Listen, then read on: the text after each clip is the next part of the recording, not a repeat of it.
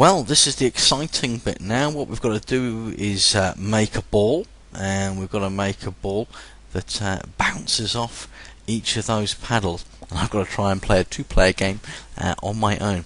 It sort of sums up my life, really, but I won't bore you with that. So I'm going to want a ball. Now, to be honest with you, what I could do is that I could draw a little white ball, or I think just to make it a bit more modern, that retro version, I think I'm just going to choose a new sprite from File, and if we go to Things, I reckon I can find a little ball in there. What do we think? I think we'll go with the baseball.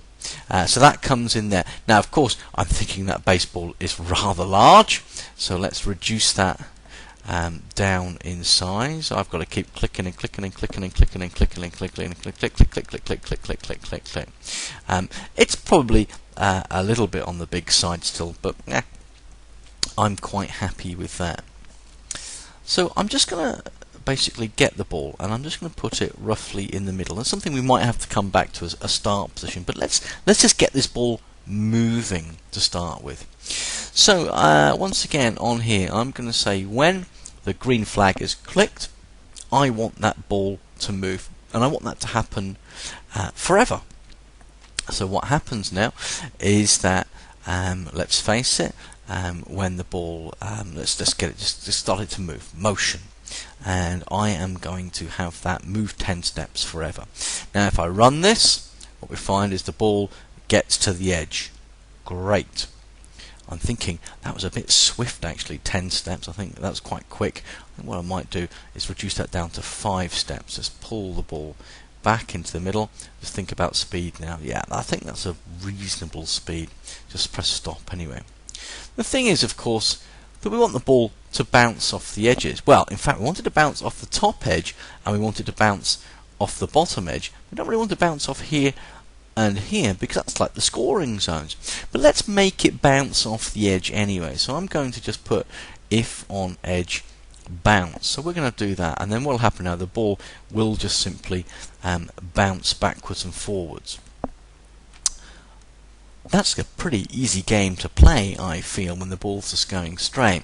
So I think what we'll now do is introduce a little bit of randomness into this. And what I'm going to do is I'm going to get the ball to set off on a sort of a random direction.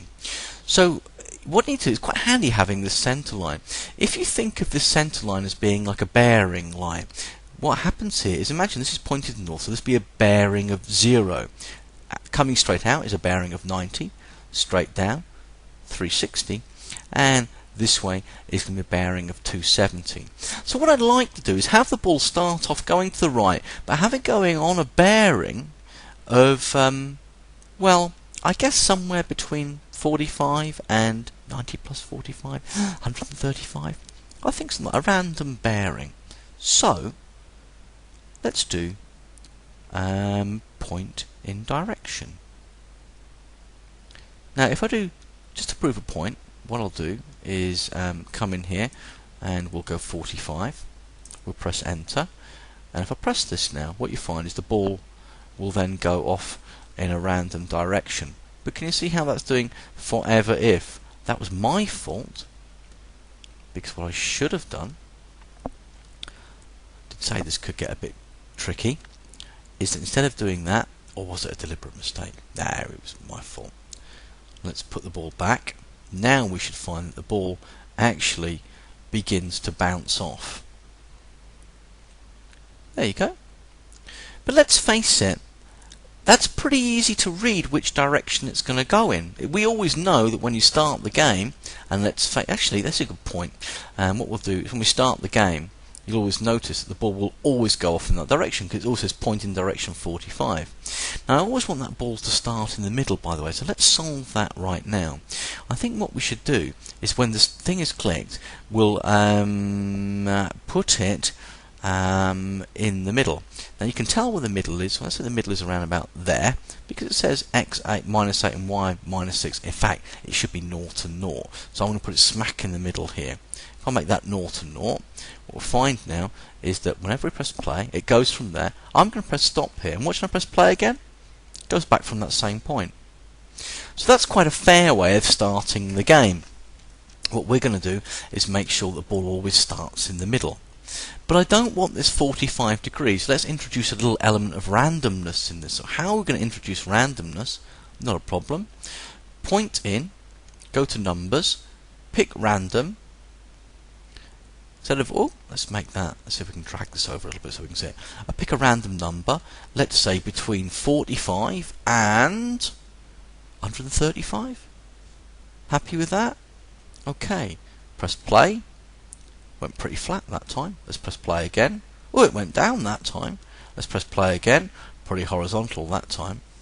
So now what we have is a ball that starts off, yes, admittedly it's always going to go to the right, if you like, but hey presto, we'll have to accept that. I mean, I could, if I really wanted, have a random number between 0 and 360, but that's going to generate me a problem if it goes off at a very vertical like that. That's going to be a pain. In fact, if it was to go off at 0 or 360, it's always going to basically bounce up and down. So I'm kind of stuffed. To make things life easier for me, I said I'm going to go with 45 to 135 as being my random numbers, and just accept it's going to go to the player on the right first of all. I could overcome that, but for the moment I think we'll leave that. If you want to try and find a better solution to make it go right or left at the beginning, I'm going to let you have a crack at that. So what we now want to do is that, I think actually what we'll do is we've got the ball going off. To give you a chance to do this and you have a little play, why don't you go and solve this video first, and then what we'll do is when you come back we'll have a look at making it ping off the paddles.